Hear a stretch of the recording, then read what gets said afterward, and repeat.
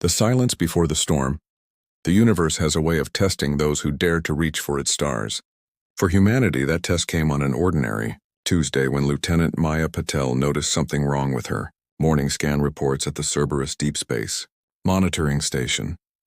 Maya had been working the night shift for 3 years, watching the endless stream of data that flowed through subspace communications between Earth and its 112 colonies.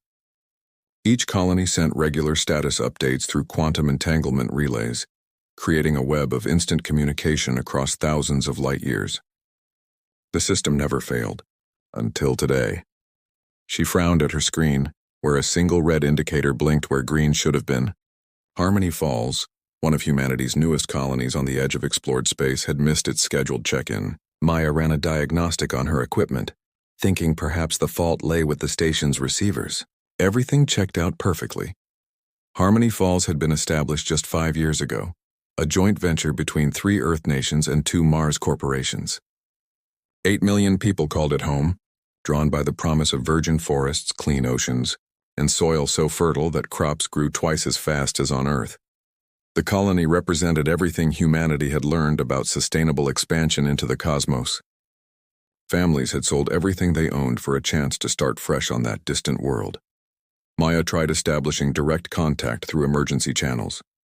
The quantum communicator hummed with energy as it reached across the void, searching for any response from Harmony Falls. Minutes passed in silence. She elevated the issue to her supervisor, Commander James Torres, who had just arrived for the morning shift. Torres was a veteran of 30 years in deep space operations. He had seen equipment failures, solar storms that disrupted communications, and even colonies that went dark for days due to local emergencies.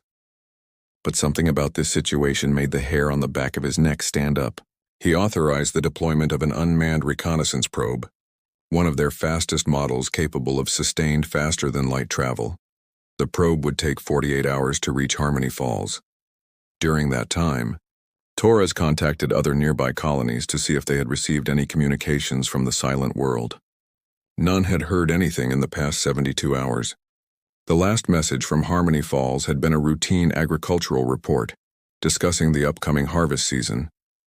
When the probe finally arrived at the Harmony Falls system, its first transmitted images struck the monitoring station like a physical blow.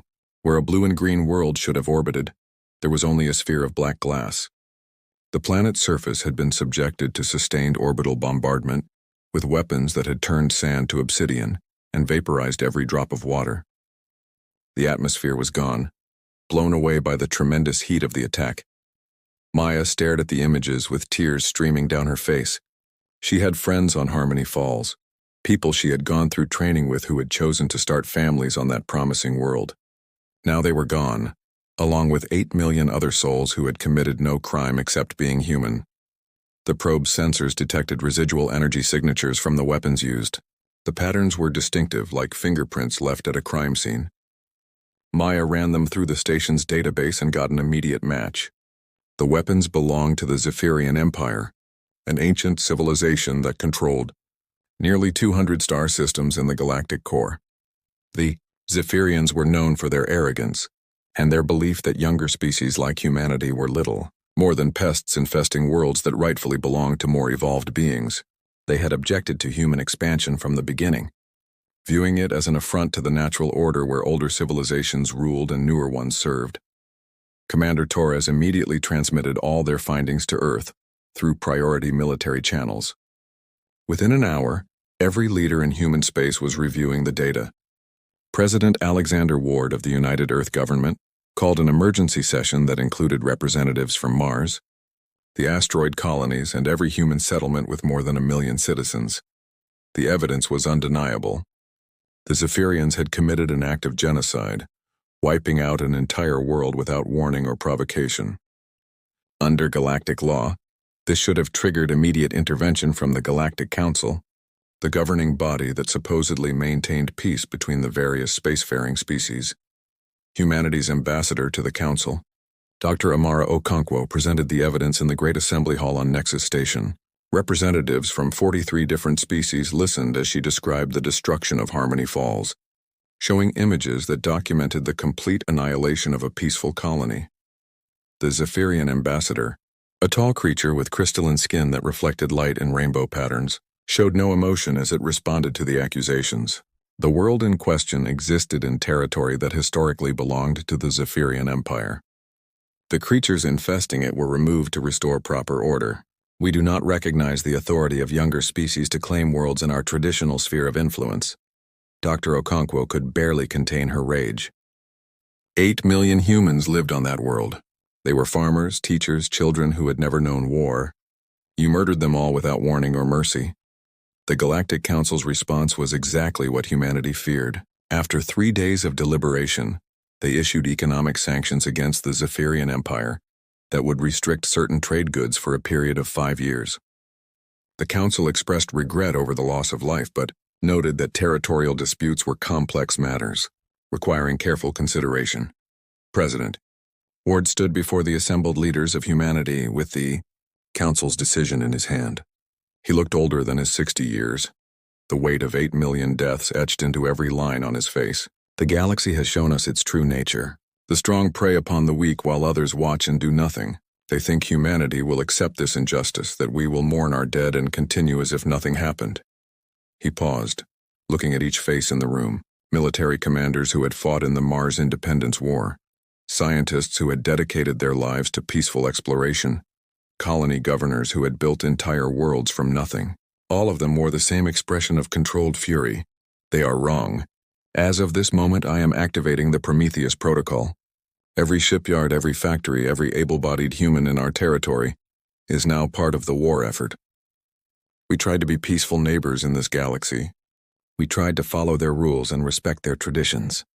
In return, they gave us genocide and empty words.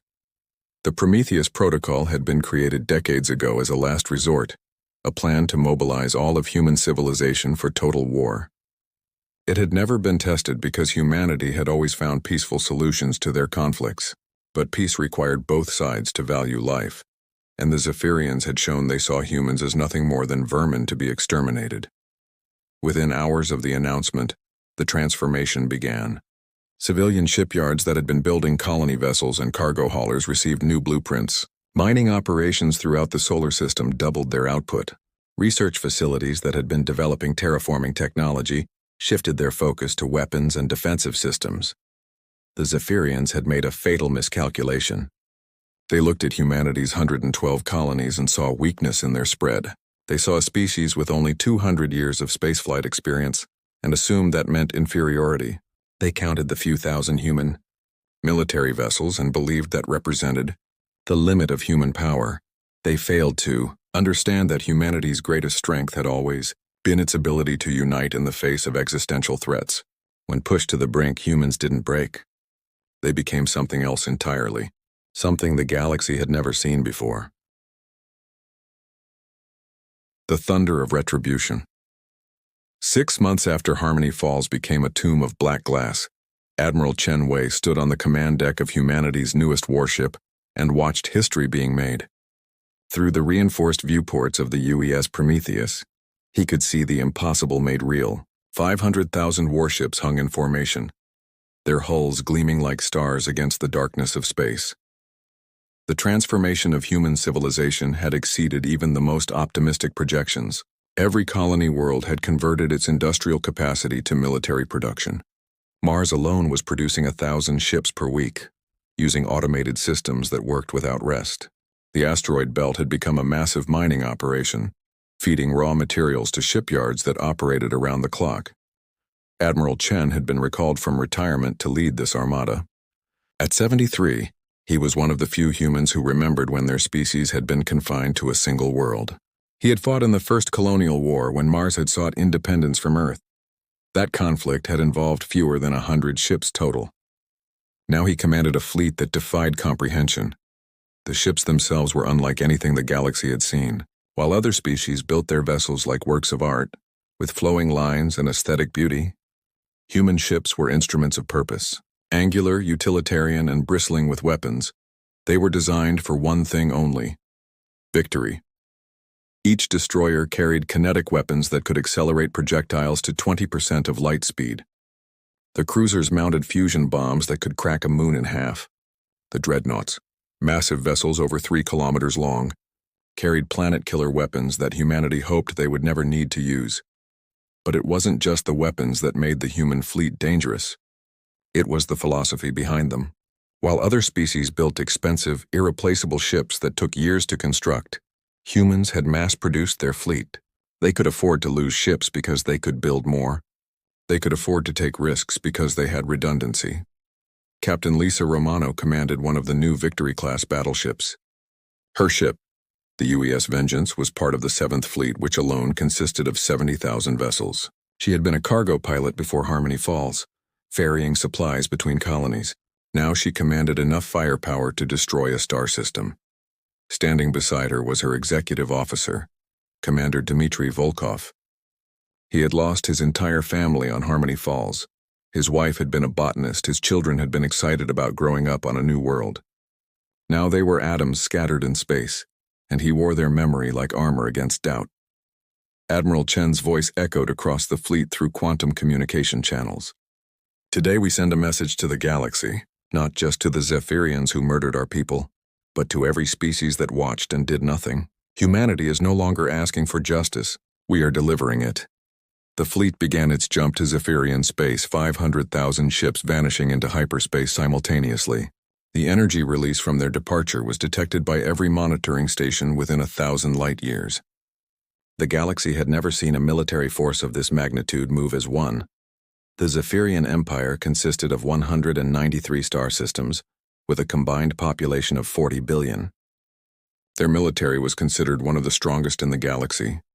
With 20,000 warships that had never known defeat, they had ruled their region of space for 3,000 years, taking what they wanted and destroying any who opposed them. When the human fleet emerged at the edge of Zephyrian space, their arrival was detected immediately. The Zephyrian High Command initially refused to believe the sensor readings. No species could field 500,000 warships. It had to be a sensor error or some kind of deception. The disbelief lasted exactly 37 minutes. That was how long it took for the human fleet to destroy the Zephyrian border defenses. 1,200 Zephyrian ships stationed to prevent any incursion into their territory were overwhelmed in minutes. The humans didn't negotiate, didn't demand surrender. They simply opened fire with a coordinated barrage that turned the border fleet into expanding clouds of debris. Admiral Chen broadcast a single message to the Zephyrian homeworld. You had 8 million reasons to leave us in peace. Now you will learn what happens when humanity goes to war. The Zephyrian Empire tried to mount a defense. They recalled every ship from their territories, abandoning frontier worlds to concentrate their forces. 20,000 warships gathered at their homeworld, creating what they believed was an impenetrable defensive line. They were wrong. The human fleet didn't attack head-on as expected. Instead, they divided into 7 battle groups, each one larger than the entire Zephyrian navy.